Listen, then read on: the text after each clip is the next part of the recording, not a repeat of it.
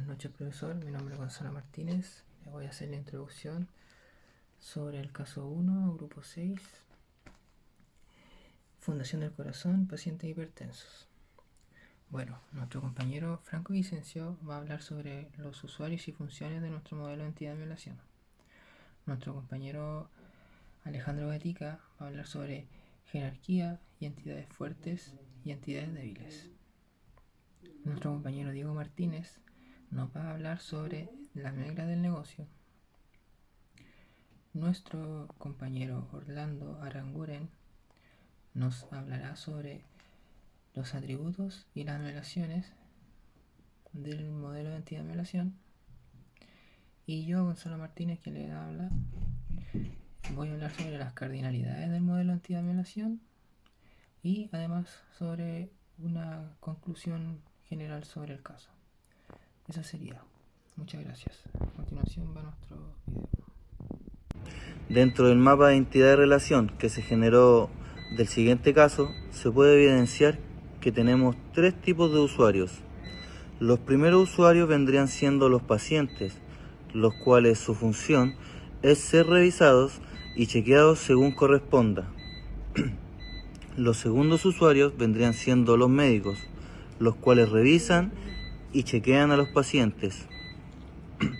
Y para terminar, el tercer usuario vendría siendo la fundación, la cual se encarga de otorgar beneficios a los pacientes asociados a ella. Tras el tema de los usuarios y funciones, se procede a las reglas del negocio básicas. Los pacientes, para empezar, deben estar sí o sí diagnosticados con hipertensión, sea etapa 1, etapa 2 o etapa 3. Es la regla más importante y, de no ser así, no pueden ser asociados a la fundación. Y luego, al paciente se le deben validar los datos demográficos. Si algo no es correcto o si el paciente mintió, toda la petición se le corta, se ignora y el paciente es rechazado. Tras comprobar los datos demográficos del paciente, se debe de validar al médico tratante que lo diagnosticó. Se deben todos validar los datos clínicos y el registro del paciente. Y después de eso se evalúa la información del paciente por última vez y de ser aceptado en la fundación, si es que todos los datos que dio fueron correctos, fueron verdaderos, no mintió ni nada por el estilo, este paciente será aceptado en la fundación y la fundación procederá a darle los beneficios con la rebaja de fármacos. Ahora vamos a ver el diagrama de entidad-relación. Nosotros identificamos 7 entidades, las cuales son las personas, pacientes, los médicos tratantes, la fundación, la receta, la bodega y el registro de fármacos. Las entidades fuertes estarían siendo los pacientes, que pueden existir, pertenezcan o no a la fundación, los médicos tratantes, que también pueden existir, independiente de si trabajan o no para la fundación, y la fundación en sí misma, que, independiente de si tiene médicos o pacientes, podría existir por sí misma.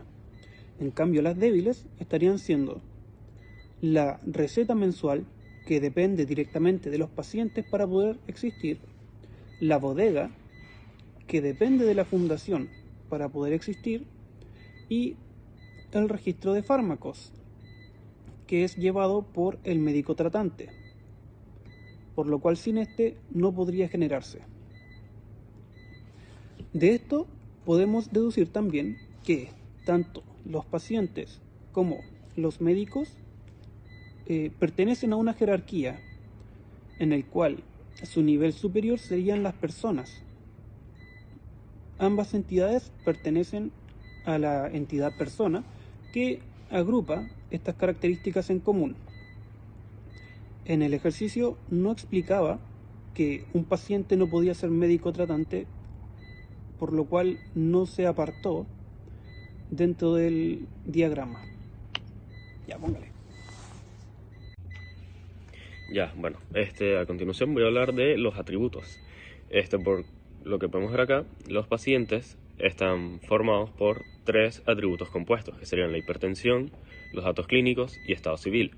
Estos atributos se componen de otros atributos, como podemos ver acá, etapa 1, etapa 2, etapa 3 y así. El paciente también está formado por el ID o la llave. Acá arriba, en registro de fármacos, está formado por dos atributos compuestos, que sería la prescripción y los datos significativos como dosis, vehículos, términos equivalentes y así.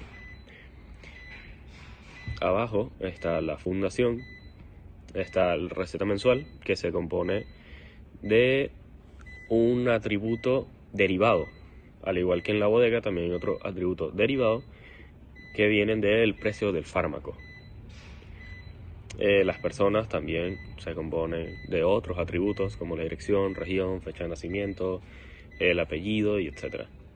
Ahora, ¿cómo se relacionan? Pues el médico tratante diagnostica al paciente y esa sería la relación entre esos dos. La fundación, luego de ver todos los datos de los pacientes, acepta al paciente dentro de la misma fundación. Los pacientes compran la receta mensual.